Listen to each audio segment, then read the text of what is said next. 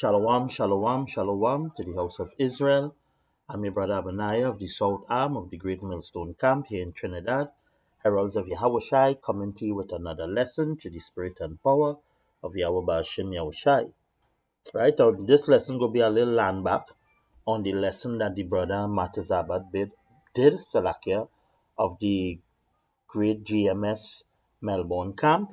He did a lesson on a shameless woman shall be counted as a dog. This is a little land back because I'm going to be bringing out the portion pertaining to fathers keeping that sure watch over the daughter, and why it's important for parents to train up their children in the right way, right? So before we go into that, I want to give all honor, all glory, all praises to Yahweh, Bahasham, Yahweh Shai, Bahasham, Habraka Kodash. Double honors to the apostles, prophets, and teachers of Great Millstone, our spiritual fathers who rule well, teach well. Peace and salutations to the sincere Akim and Akwath who follow this truth in all diligence and all sincerity. Now, the brother did a beautiful lesson highlighting the shamelessness of women in society today. And that shamelessness that these women portray is the type of shamelessness that was at a point in time taboo, but now it's openly celebrated. These women are fortunate to live in a society and a kingdom where all the things that was once frowned upon to do, that used to bring them great shame in this society, they are celebrated for it. And as a result, these women are growing worse and worse and worse. They are openly admitting their whoredom. They are openly showing that they are whores, right?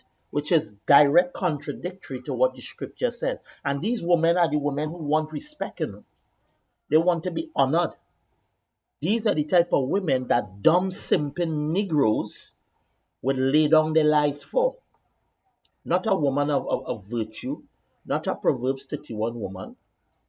So let me just take in the first few minutes of the brother's video, and then we'll go into the scriptures.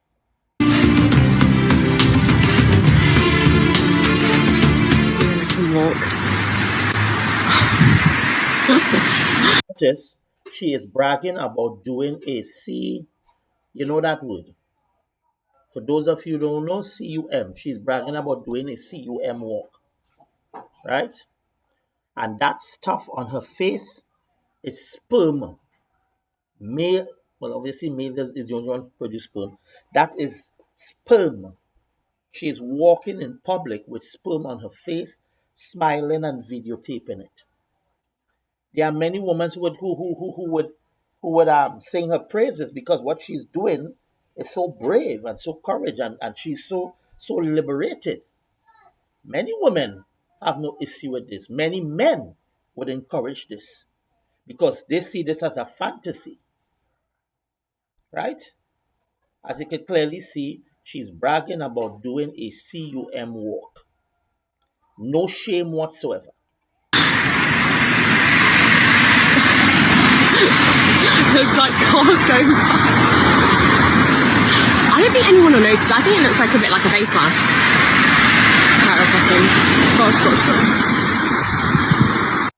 Look at her. Truly disgusting and reprehensible. And I love this post the brother put up after her father after seeing this. All right. Right? And these women don't even consider that because the traditional values that were once celebrated and known for in the world, it's no more. Right? So these women no longer care what their father thinks. These women no longer care what their mother thinks. And as a matter of fact, in the last couple decades, fathers and mothers are directly responsible for these type of behaviors exhibited by their daughters. Now, a lot of what you see these women doing, if you check the mother history, the mother ain't no different. The mother, due to wanting to do her own thing, got rid of the father of the child.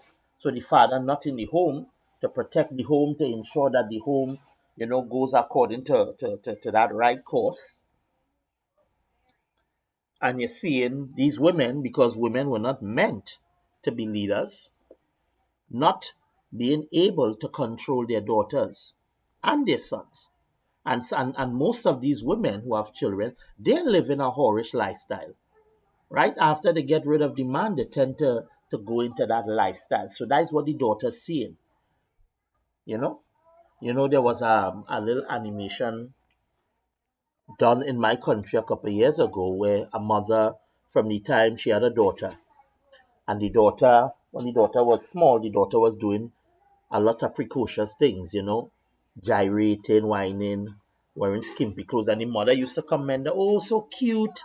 She looks so cute, so nice. And over the years, the daughter, getting more outrageous, and the mother bawling, saying that how she looks so cute, taking out pictures, buying the clothes for her. Until a day, the daughter come with a pregnant belly. And then the mother holding her head and bawling with the exclamation, where did I go wrong? So a lot of you, for whoever is the parents of this young lady, and the many women out there who behaving in this manner, they're probably holding their head, wondering where they went wrong. Or they went wrong because why? Or they didn't seek Yahweh B'Hashem Yahushai. Or they didn't care nothing about learning about his laws, statutes, and commandments. Or they did not train up all their children in the way they ought to do. So let's go to Sirach chapter 42, starting from verse 8. It says, be not ashamed to inform the unwise and foolish. This is why the prophets of the Lord out here today, to inform you, to give you that wise counsel, but all they don't want it. And the extreme age that contend with those that are young. Because a lot of people of the belief, because they're older than you, it tantamounts to being wiser than you.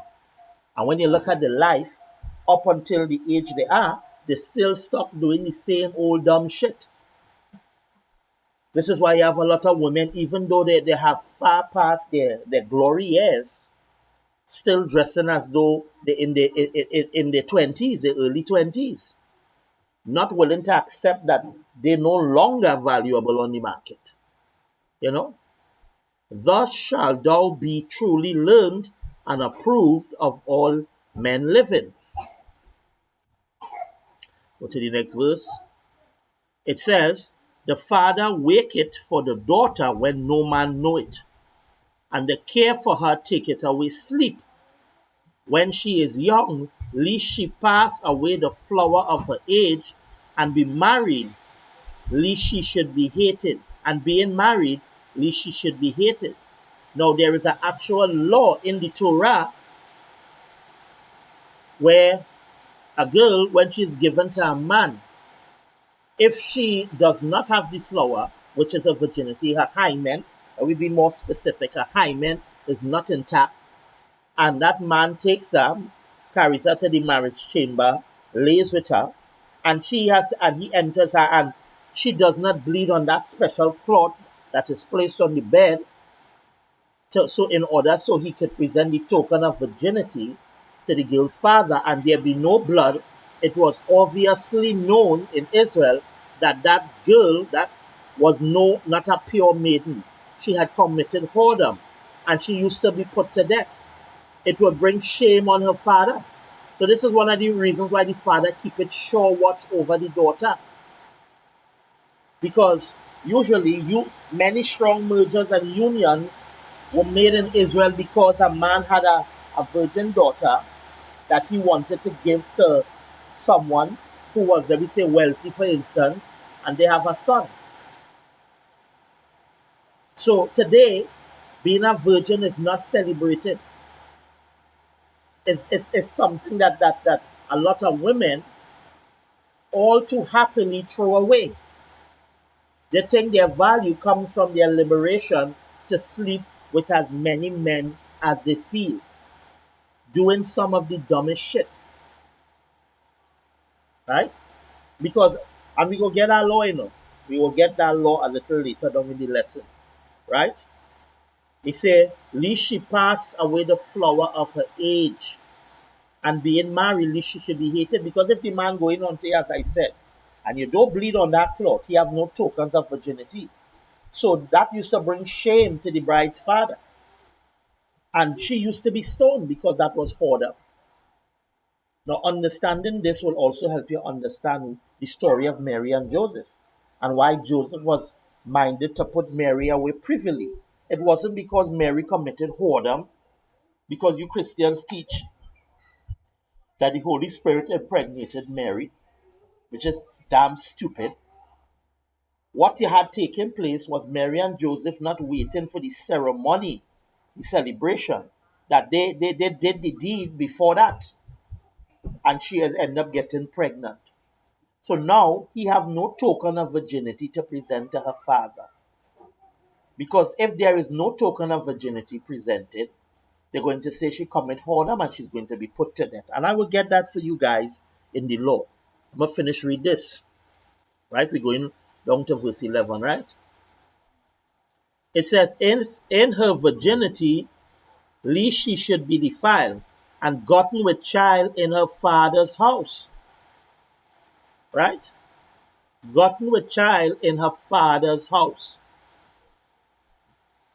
So from all intents and purposes, what would you think happened with Mary and Joseph?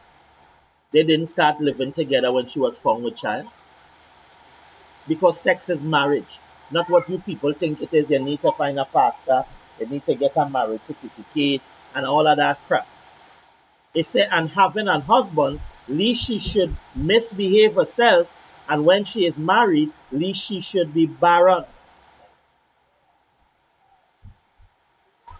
Keep a sure watch over a shameless daughter, because a shameless daughter is going to make you a laughing stock among your people.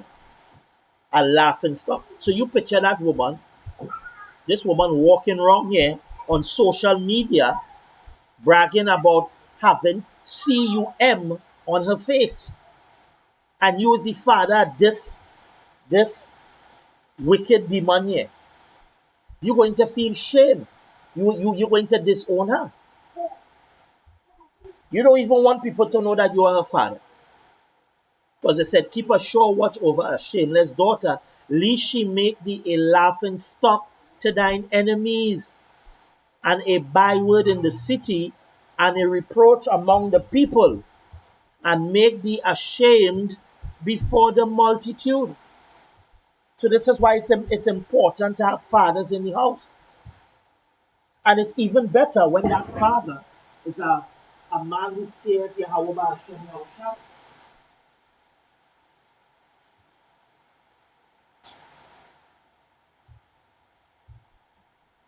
More important when he's a man that fears Yahweh Hashem Yahushua. Right? So let me go back to the law what I was showing you, right? That's what I wanted to tell you guys about. Let me go back in the Torah. Remember Isaiah 8 and 20? To the law and to the testimony. As though we going according to law and testimony. Right? It says the father waketh for the daughter when no man know it, and the care for her taketh away sleep when she is young, lest she pass away the flower of her age, and being married, lest she should be hated. So let's go to Deuteronomy chapter 22 now. And for the sake of establishing a pattern or a context, let's start from verses 13. Now notice the heading. Laws on morality. Right? It says, if any man take a wife and go in unto her and hate her. Now what can make a man take a wife and then hate her?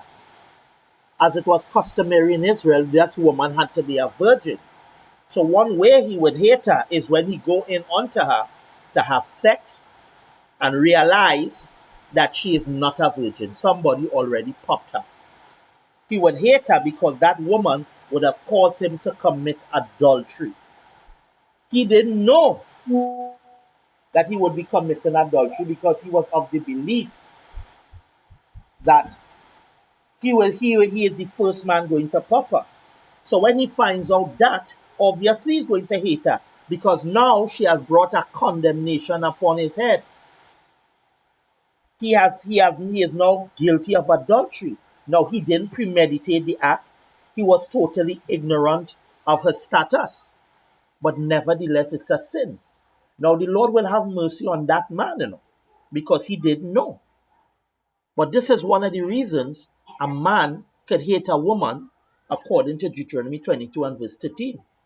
It says, which is going to further expound to agree with what I was saying. It says, if any man take a wife and go in unto her and hate her, and give occasions of speech against her, and bring an evil name upon her, and say, I took this woman, and when I came to her, I found her not a maid. Right? So he is saying, hey, I come to this woman to have sex with you, and when I think she's not a virgin, somebody was already here. It says, then shall the father of the damsel and her mother take and bring forth the tokens of the damsel's virginity unto the elders of the city in the gate. Now, a scenario could also take place where the man just get tired of his wife and he decide to bring a false accusation against the woman. And he want to, send her back to her father's house. So he make up a lie and say that, oh, hey, when I was a she had another man. She wasn't really no virgin. She didn't really bleed when I popped her when we, can bring that kind of accusation against her. Right? So what the father would do, the father of the damsel and the mother, seeing as how he made that accusation because it would bring shame upon their household. So they have to prove that indeed their daughter was given to this man as a virgin. Right?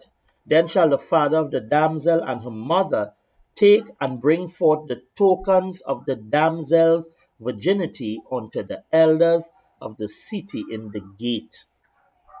Right?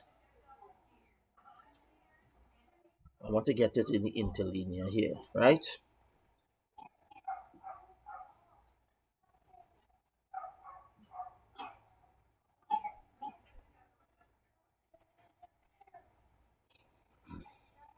Strong's H 1331. Bethulim. Bethulim.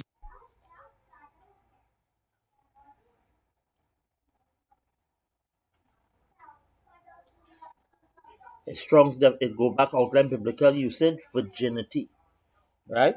When you go to the doctor as a parent and you carry a daughter and you want to find out if she's sexually active, what is the doctor going to be looking for to indicate if she's sexually active or not?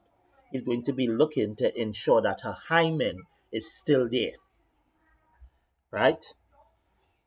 Strong's definitions, Betloim, masculine plural of the same H1330 collectively and abstractly, virginity by implication and concretely, the tokens of it made virginity.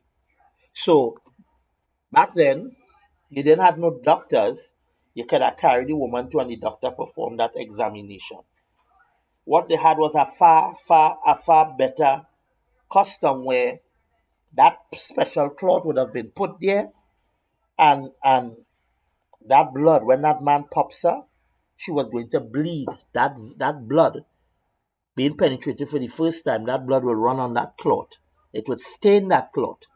And at the end of the act, when they come out the marriage chamber, the bridegroom will present it to the bride's father. And he would open the cloth before all Israel that they as well bear witness that indeed his daughter was a virgin when his son-in-law took her.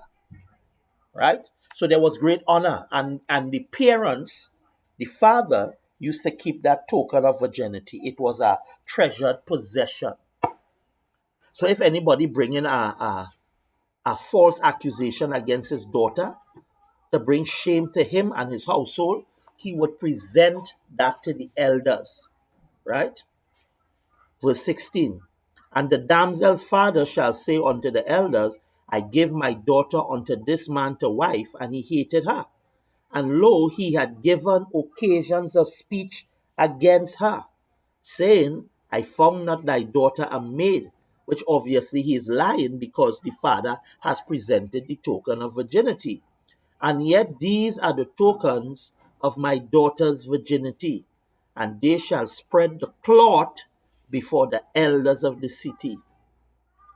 So once that is proven that indeed the father present the token of virginity and there's the blood on the cloth, the elders of that city shall take that man and chastise him. He can be punished, he can be sentenced to receiving some strokes. And they shall immerse him in 100 shekels of silver, and gave them unto the father of the damsel, because he had brought an evil name upon a virgin of Israel. You know, in today's society, when somebody make defamatory statements against you, you could sue them for defamation of character. So this was defamation of character in the ancient days or the olden days, right? And she shall be his wife, he may not put her away all his days. So because of that act, he can never put her away, right? Now listen to what it says to show, and understanding this, you would understand why Joseph was minded to put Mary away privately, because the child Mary was carrying was indeed his own.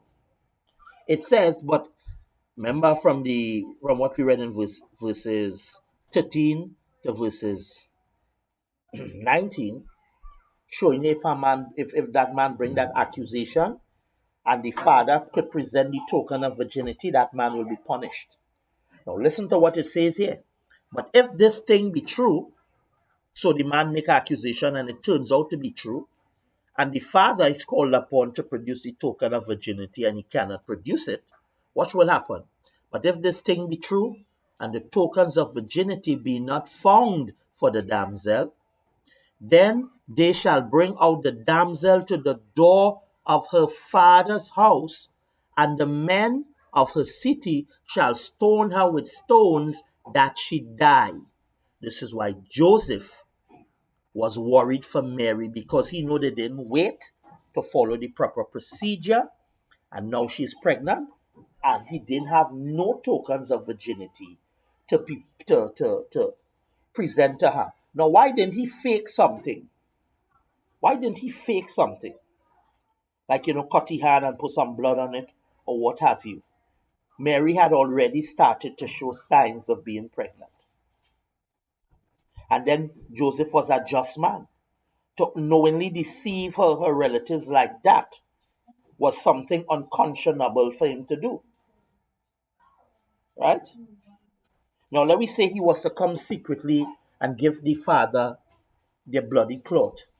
It would not have been accepted, because the father of the bride and the mother, they would prepare the marriage chamber and they would spread that special cloth on the bed. So if the father didn't spread it, Joseph could not come with any old piece of cloth and say, hey, I pop your daughter and let the bloody cloth they can show. No. It was a particular type of cloth used, and the practice of this custom was so sacred, they took it very seriously in Israel. Right? So this is the reason why Joseph was minded to put Mary away privately. Because the truth would have come out, he didn't wait, and he didn't have no tokens of virginity. So they would have assumed naturally that Mary committed whoredom. Right? And he could not prove it, because why? He didn't have no token of virginity. So it says, then they shall bring out the damsel to the door of her father's house, and the men of her city shall stone her with stones that she die, because she had wrought folly in Israel, to play the whore in her father's house. So shalt thou put evil away from among you. So you see how important the token of virginity was. You saw why it was important for a father to keep that sure, watchful eye over his daughter. But sad to say, in today's society, this practice is all but non-existent. People have drunken the wine of Babylon and have embraced what they call sexual liberation, where a woman can have sex with multiple partners and still be considered a woman of honor. Whereas in olden days, a woman's supposed to only have one husband. The only time she's allowed to have another husband is if the husband she had before dies. That's the only way. That's the only way. Now, further on, verse 22, it says, if a man be found lying with a woman married to an husband, then they shall both of them die. Because why? They commit adultery. Both the man that lay with the woman and the woman. So shall thou put away evil from Israel. Verse 23, if a damsel that is a virgin be betrothed, meaning she is engaged or promised to another, unto her husband, and a man find her in the city and lie with her, meaning a man decided he was going to take her, have sex with her, then shall they bring both out to the gate. No, Salakia, I'm going up to let's see. Right. Then shall they bring both out unto the gate of that city, and ye shall stone them with stones that they die. The damsel, here why the damsel was going to be put to death, because she cried not. She didn't raise an alarm. She didn't say what in commonly terms today, help, grape, grape, help, help. Being in the city, and the man, because he had humbled his neighbor's wife. Remember, she was promised to that man, already betrothed. So thou shalt put away evil from among you. Now you have to remember, he also disrespect that bride's father, because that daughter was given. It was a way long time that they used to unite families. It was a way a father having a beautiful daughter, and we say a rich man interested, he would usually pay huge sums of money, because a daughter is a father's possession, right? Verse 25, but if a man find a betrothed damsel in the field, and the man force her, notice what you read before, he find the woman and lie with her, meaning she was complicit in the act, they will both be put to death. But in this case, if the man find the betrothed damsel in the field and force her, meaning she was strictly opposed to it, she was fighting him, she was calling for help, and lie with her, then the man only that lay with her shall die. But unto the damsel thou shalt do nothing. There is in the damsel no sin worthy of death, because she didn't consult it to the act. For when a man riseth against his neighbor and slayeth him, even so is this matter. Going down again. For he found her in the field, and the betrothed damsel cried, and there was none to save her. If a man find a damsel that is a virgin, I just want to stop there for a moment. This is why we as men in the truth, we're not going to be putting our lives on the line for these damn whorish women out here. Sims, you could throw a penny and find 100 Sim coming to these women rescue. Let them lay down their lives for these women who are less than honorable. They have no honor in them. They have no respect for the laws of Yahweh Ba'ashem Yahushai. Let those men lay down their lives for these shameless women. Right? For he found her in the field, and the betrothed damsel cried, and there was none to save her. If a man find a damsel that is a virgin, which is not betrothed, and lay hold on her, and lie with her, and they be found, then the man that lay with her shall give unto the damsel's father 50 shekels of silver, and she shall be his wife. But I thought sex is not marriage. From the time he already slept with her, she became his wife. It says, because he had humbled her, he may not put her away all his days. So these were the laws that guided Israel. This is why Israel in this state today, our daughters in this state, because why? The laws of Yahweh Ba'ashem Yahushai is not practiced among his people. They spurn the laws. They want nothing to do with it. Right? Let me just get Sirach 25. I take all it to the Torah, remember, to the law and to the testimony. Sirach 25. Pardon for that add. Surah 25, verses 25. This is what it says. It says, give the water no passage, neither a wicked woman liberty to guard abroad. Right? So, water. Do you leave water to just run any old way? No. You would dig channels and trenches to channel the water where you want it to go. Because if you leave it to run free, that water will destroy your property. It could collect in areas that would form deep ponds that you and your children and your livestock now in danger. So what you would do, you would ensure that you create the proper channels for this water to go. Very much using that comparison, neither a wicked woman liberty to guard abroad. You have men, you have to keep a close watch over your wives. Those are your possession. You're not going to allow your possession to roam free all willy-nilly and another man come to spoil it.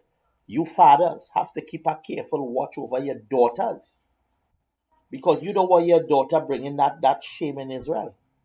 I'm a father of 5 girls. I have 5 daughters. And I wasn't in the truth back then for my first 2 daughters, but I still tried to raise them the best I knew. The other 3 daughters I have now, I keep a careful watch over them, because they're not going to be bringing no shame to me.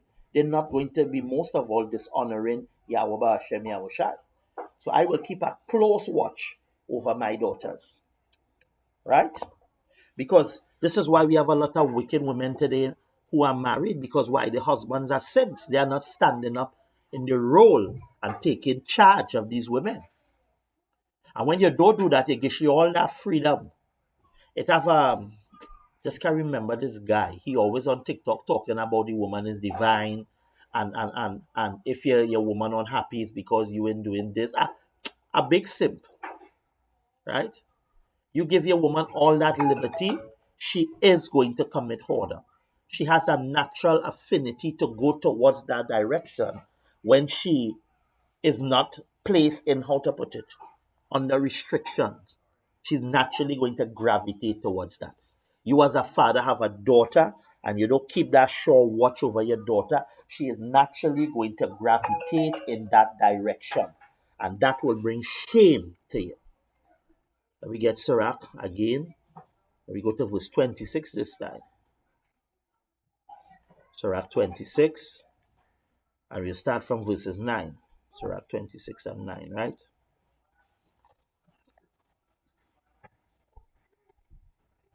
It said, the whoredom of a woman may be known in her haughty looks and in her eyelids. And when you look at this, clearly you could see it. You could see the whoredom in her. She reek of whoredom. Right? The whoredom of a woman may be known in her haughty looks and her eyelids. If thy daughter be shameless, keep her straightly. Be strict with her. Why? Lest she abuse herself through overmuch liberty. When females get that liberty to do whatever they want, they will always go towards the direction of being shameless, becoming whores and thought. They naturally gravitate towards that. Right? So this is why, you would question what type of upbringing she had. Hold on a second.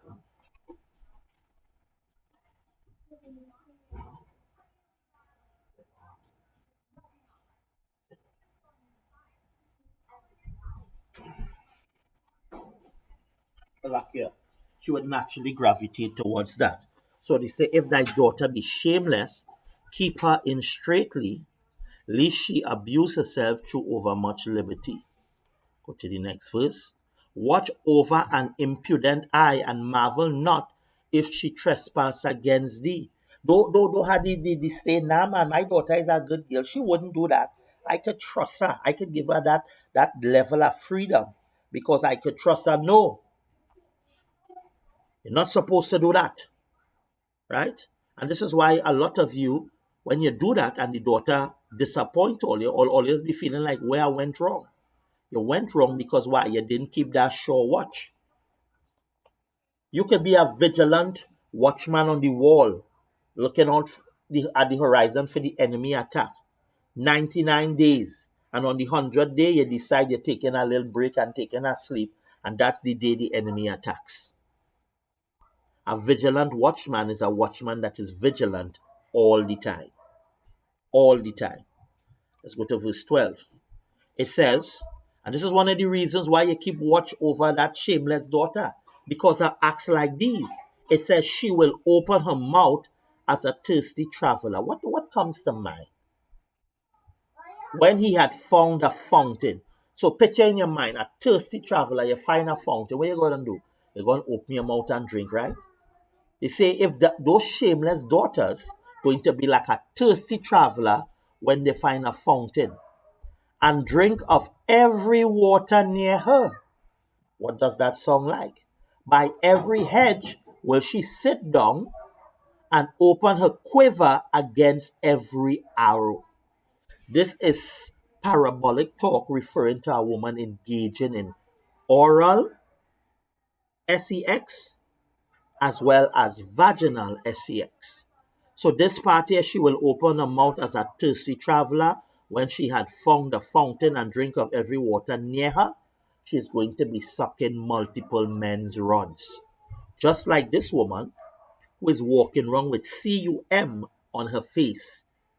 If she could walk with it on her face, she have taken it in her mouth. She have swallowed it several times. Right? And then the second part referring to the vaginal sex, by every hedge, meaning wherever she feels to have that act. This is why women, have those acts some in alleyways and corners and on the hood of cars and on the beach, wherever. Well, she sit down and open her quiver. That quiver represents her vagina against every arrow. That is the male, that is a representation of the male appendage, his penis. So she's going to have multiple partners. When you allow your daughter to be shameless, you allow your wife that liberty, this is the things that they gravitate to. Right? This is why the scriptures say keep a sure watch. Right? Let's go to Leviticus 19 and verse 29. And a lot of you parents are responsible for these behaviors demonstrated by your children. Because why? You never bring them up in the fear and the admonition of Yahweh Ba'ashem Yahushai. Leviticus 19:29, it says, do not prostitute thy daughter to cause her to be a whore, lest the land fall to whoredom and the land become wickedness. How can a mother or a father cause their daughter to become a prostitute where she could fall into whoredom? We have all grown up heard and hearing mothers telling the daughters, marry a man with money. No matter what he is, once he's rich and he can take care of you, marry him. So your daughters look for men like these. And if you say for one reason or the other, the marriage didn't work out, or whatever is the case, he gets a divorce. What she does, she goes to her next man. Scriptures say a woman is only free from the law of her husband when her husband is dead. So the fact that he's alive and she's going to another man, she has now become a daughter or a product of whoredom. And she's going to defile herself because her husband is still alive. And you parents are directly responsible because you have been drilling that into your daughter's head, into her psyche, from the time she was old enough to understand. And a lot of you women have become examples of it as well, because your daughter seeing you change multiple sexual partners. When Chuck couldn't meet your demands, you get rid of Chuck and you're going to Dave. And your daughter's bearing witness of that. What do you think they're going to do? You have become an example for them to follow in whoredom. Now let's precept this with Proverbs 22 and verses 6. It says, train up a child in the way he should go, and when he is old, he will not depart from it. It goes to your daughters also. So if you train up your child the right way, you instill the right values, this truth of Yahweh Ba'ashem Yahushai, you stand a better chance of that child walking in righteousness. as opposed to if you never bring your child up in the fear and the admonition of Yahweh B'Hashem Yahushai. No, we're still going to factor in a person's lot. If it's your daughter's lot, unfortunately, to be that whore, because that is the script or the lot given to her, but you still did your part, you may feel some shame, right? But don't take it personally, right? This is why, to make sure you are free from their blood on your head, you tell them what the Lord said. You bring them up the right way, right? So, training up your child in the way it should go, as the scriptures say, they will not depart from it. When you lay that proper foundation. Now, let's see what these women supposed to be teaching other women, females, the young daughters. Let's see what they're actually supposed to be teaching. You know, there are sites that exist out there that teaching women how to suck rod. And what do you think these women are going to do with that knowledge? You think they're going to use it for their husband only? Please. Titus chapter 2 and verse 1, it says, "But speak thou the things which become sound doctrine." And what I am giving you is sound doctrine according to the scriptures. Take heed.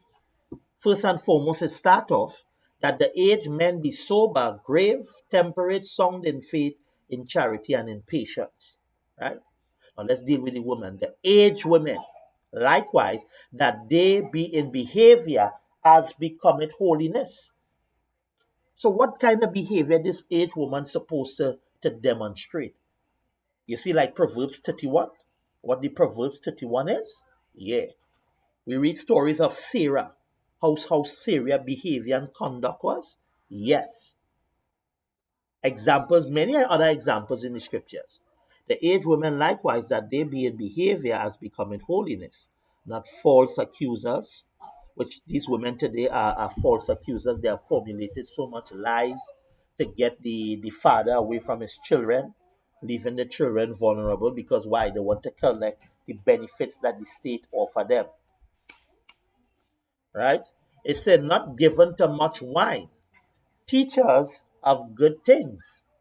Teach them good things. Don't teach them that tutty nonsense. That a man's value depends on the size of his bank account.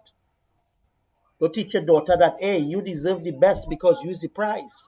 And if this man can't meet your need, go and find another. You know, an interview was done on a podcast where a woman said she left her husband 1 month after he lost his job. And she was expecting that she was paying the bills for that month, he was going to reimburse her. And she left him and said, well, I expect certain things and I deserve certain things. You women deserve the edge of a sword. Who think and behave like that? Because you are bringing whoredom to the land. You're teaching your daughters to be whores. It says that they may teach the young women to be sober, to love their husbands, to love their children. If you love your children, you're going to bring them up in the fear and the admonition of the Lord. You're going to be that example for them to follow. Right? It says to be discreet, chaste, keepers at home, good, obedient to their own husbands, that the word of power be not blasphemed. That the word of power be not blasphemed. Let me see if we can get this in another translation. In NLT, it says to live wisely and be pure, to work in their homes, to do good, and to be submissive to their husbands. Then they will not bring shame on the word of power. NIV, to be self-controlled and pure, to be busy at home, to be kind, to be subject to their husbands, so that no one will malign the word of the Most High. Can. Now, let me see if I can get what. Let me see what chaste is. Let me take an online definition of what chaste is. Chaste, abstaining from extramarital and all form and from all sexual intercourse. Right? So you're teaching them, hey, respect your husband. Don't engage in no extramarital affair. Don't cheat on, don't be unfaithful to your husband. Let's see what this word discreet goes back to. Teaching them to be discreet. Right? Discreet means careful and prudent in one's speech or actions. You're not going to allow your mouth the liberty to just speak any old thing. Right? Not gossiping. Considering what you're doing. Because what you say and what you do will indeed bring shame to your husband, to your children, and most of all to Yahweh B'Hashem Yahushai. Careful and prudent in one's speech or actions, especially in order to keep something confidential or to avoid embarrassment. So this is what the older woman teaching the younger woman. Is that being taught today? Of course not. It's not being taught.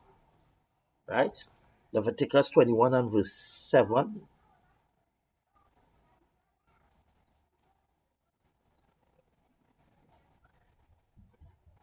It says, they shall not take a wife that is a whore or profane, neither shall they take a woman put away from her husband, for he is holy unto his power. So, looking at what's taking place today, we have a lot of men who inflicting sorrow on their own selves by taking these women to be wives. These women are not wife material. These women have no values, no respect to the laws of Yahweh B'Hashem Yahushai. They do evil. They do evil. Right? We get Deuteronomy 23:17 and then we go wrap it up. Deuteronomy 23:17. It says, there shall be no whore of the daughters of Israel, nor a sodomite of the sons of Israel. So your role as a parent is very important to the upbringing of your sons and your daughters. It's very important. So this is why that father will keep a sure watch over his daughter. Because he don't want her to slip into whoredom. Because that will bring a shame to him, a shame to herself, and most of all a shame to Yahweh B'Hashem Yahushai. So with that, I pray this lesson was edifying through the spirit and power of Yahweh B'Hashem Yahushai. I'm your brother Abaniah of the South Arm of the Great Millstone Camp, Heralds of Yahushai, saying Shalom till the next lesson. Shalom.